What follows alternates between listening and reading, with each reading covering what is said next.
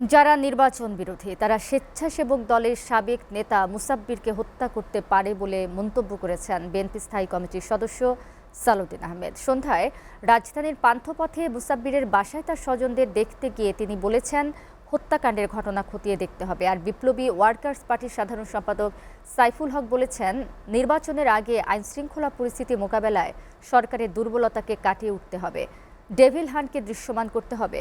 সোহান খানের প্রতিবেদনে দেখুন বিস্তারিত।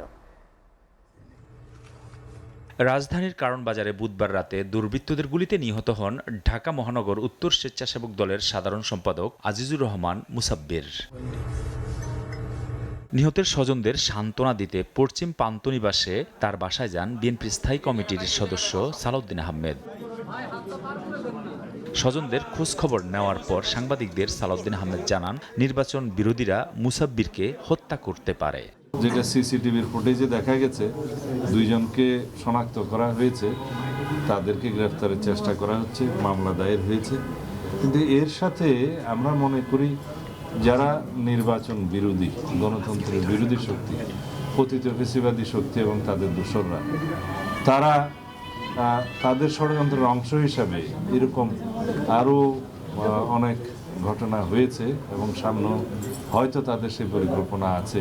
সালাউদ্দিন জানান, মুসাব্বিরের স্ত্রী ও তার সন্তানের দায়িত্ব নিয়েছেন বিএনপির ভারপ্রাপ্ত চেয়ারম্যান তারেক রহমান। হত্যাকাণ্ডের সুষ্ঠু তদন্ত ও সঠিক বিচারও চান তিনি। যারা গণতন্ত্র চায় না, নির্বাচন চায় না এবং নির্বাচনকে যারা অনিশ্চিত করতে পারলে লাভবান হবে, সেই জাতীয় কোনো অপশক্তি এর পিছনে আছে কিনা সেটা খতিয়ে দেখতে হবে। তবে আমরা ঘটনার সুষ্ঠু তদন্তের জন্য দাবি করেছি। এ সময় সেখানে উপস্থিত বিপ্লবী ওয়ার্কার্স পার্টির সাধারণ সম্পাদক ও ঢাকা 12 আসনে বিএনপি মনোনীত প্রার্থী সাইফুল হক মুসাব্বির হত্যার জন্য ফ্যাসিস্টদের দায়ী করেন। কেউ কেউ চেষ্টা করবে আগামী নির্বাচনকে বানচাল করবার জন্য, দেশকে একটা অস্থিতিশীল অবস্থায় নিয়ে যাওয়ার জন্য।